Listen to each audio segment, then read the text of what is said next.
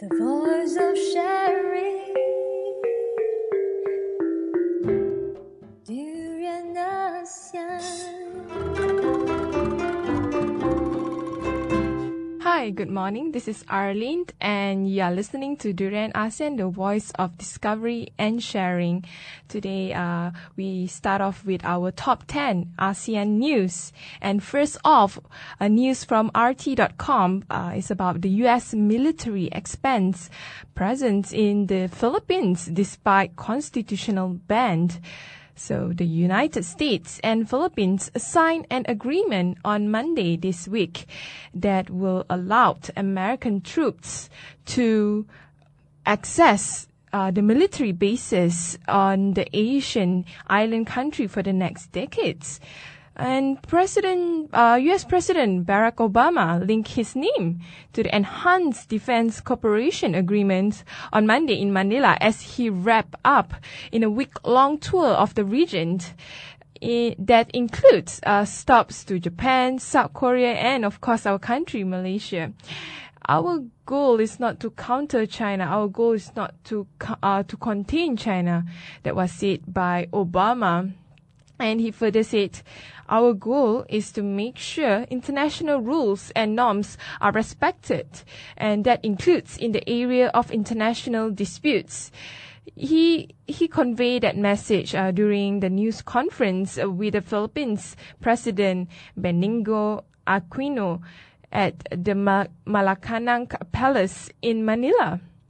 Well, nevertheless, it is said that critics have suggested the agreement is only authorizing the U.S. to expand its influence in the region, and turn the heat up on China in the midst of a territorial disputes between the Beijing officials and the Americans' Japanese allies concerning islands in the South China Sea, and also concerning the maritime dispute on the South China Sea between the Philippines and China.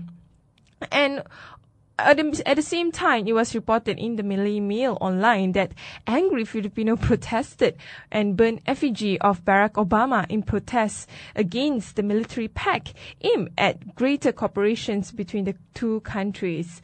So while the U.S. and the Filipino government were signing the pact inside the military bases outside on the streets, angry Filipinos were burning an effigy of President Barack Obama by activists during a rally in protest at a 10-year agreement which will beef up the U.S. military forces there.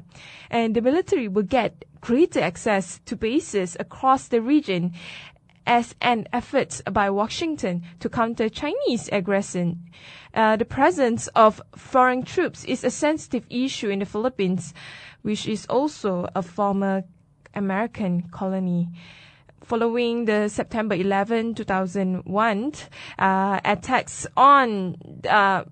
at the United States, and hundreds of U.S. forces descended in the southern Philippines under the Accords to hold counter-terrorism exercise with the Filipino troops fighting the Muslim militants, notably the Abu Sayyaf military troops. However, that time, the focus of the Philippines and its underfunded military has increasingly turned to external threats at territorial spat, especially in a couple of months when China has been quite offensive in its territorial dispute at the China Sea, potentially for oil and gas-rich South China Sea. And the next one, by the FNT News, we questioning ourselves, so what did we really gain from the Obama's visit to Malaysia? First up is the deal worth $1.2 billion was signed during the visits involving a wide range of sectors including aviation, biotechnology, and insurance. Sounds great, maybe not. Malaysia does not go about signing deals worth billions quite frequently. And in fact, and without the need for a nation's top leader to be around. He also told his audience at a forum held at the University Malaya that Barack Obama said on Sunday that Malaysia could not succeed if the non-Muslim in the countries were marginalized, proving that he's a person who accepts diversity and belief in the Muhibah spirit we uphold.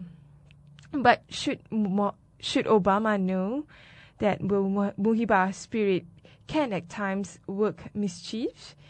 He offered the praise, inshallah, in fact, during his visit to the National Mosque yesterday. Actually, it's not yesterday, it's a couple of days ago, in the presence of an imam, Sheikh Ismail Muhammad. I wonder what our Islamic department would say about that. Could it be that our government and the right-wing groups have become more tolerant to the minorities?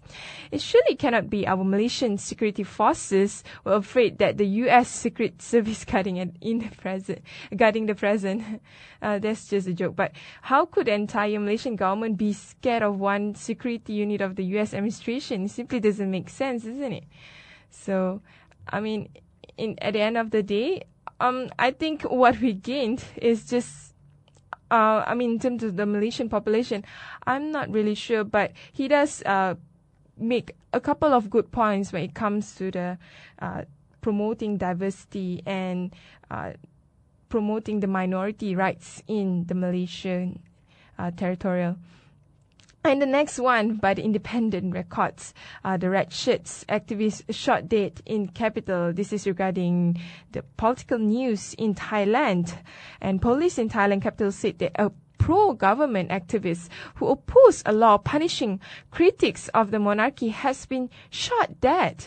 And police Colonel Tahawat Watanakul said Kamal Pasuk was shot by unidentified gunmen on Wednesday in a restaurant parking lot in northern Bangkok. And the victim, who is a poet, also known as Myong Kok Kunti, was a member of the Red Shirt political movement, which supports the return of self-exiled former Prime Minister Thaksin Shinawatra, brother of current Prime Minister Yingluck Shinawatra. While there was no mandate indicated of who committed the slaying, Manyong was known as an active opponent of Thailand's least magistrate law, which carries a severe punishment against anyone who defame or insult the country's monarchy. And vigilante group recently threatened to hunt down people perceived as opposing the monarchy. So the monarchy in Thailand is definitely untouchable, it seems. The next news is by Al Jazeera. It stated that when will the world act on Myanmar's abuse? This is regarding on Myanmar's treatment of Rohingya Muslim among to ethnic cleansing and crime against humanity. In fact, there were activists that deemed this as genocide. And the government had shown blatant disregard for the issue by placing extremist groups who have long been called for ethnic cleansing of the minority and continuing to limit their basic human rights, denying that a horrendous massacre took place in the face of compelling evidence in the contrary. And also systematically restricting aid, publicly defending a well-known anti-Muslim and anti-Rohingya hate preacher, and allowing total impunity to reign in the aftermath of violence committed by state forces. So in the case of Myanmar, the Buddhist majority population of that country is definitely showing a blunted disregard towards the minority Muslim there. On the other hand, the news by Reuters, the Rohingya had crisis in West Myanmar after 8 groups forced out. It's a story about a 3-month-old Asoma Katu approached her final labor breath. Her neighbor Elia, a 50-year-old former farmer, dug through the strong box holding some of the last medicine in the camp for Myanmar's displaced Rohingya. And the date of Asoma in a dusty, stifling hot camp, a 2-hour boat ride from Sittwe, capital of Rakhine State in West Myanmar, is part of the growing health crisis for stateless Muslim Rohingya that has been exacerbated by restrictions on international aid. In fact, the mother of Asoma said, "I think my child would have made it if someone was here to help." She told Reuters as she cradled the girl's shrouded, almost weightless body in her arms. Also in February, Myanmar government expelled the main aid group providing health to more than 500,000 Rohingya in Rakhine State, notably the Medicine Sans Frontier Holland, MSFH, after the group said he has treated people believed to have been victims of violence in southern Mokdao township near in Bangladesh border in January.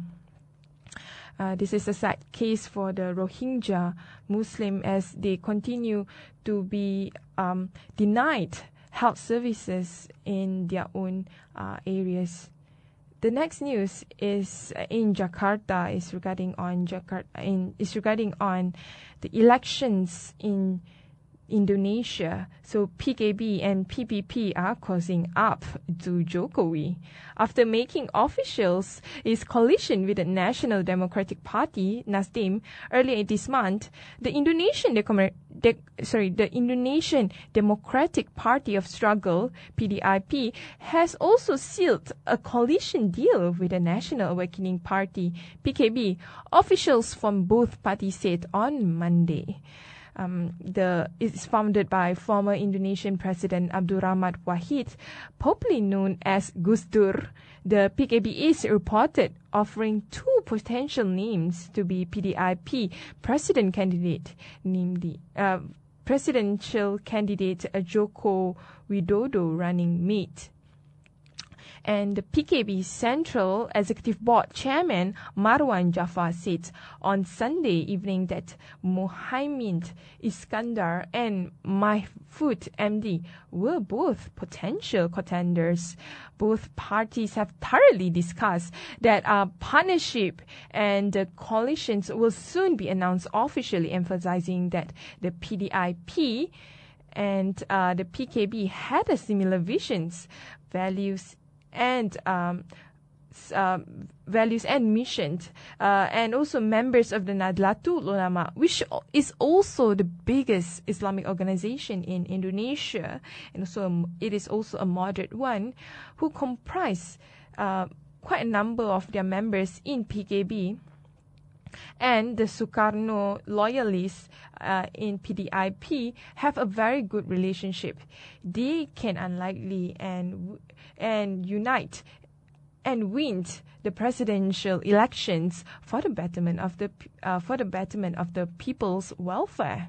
So this is a positive outlook in terms of the Indonesians' politics and elections. So we look up to more news to Indonesia's president's elections. So this is the last news for today. Thanks for listening to our Durian ASEAN. We will continue again with Blast from the Grassroots on Orang Asli and on Orang Asli issues in Malaysia.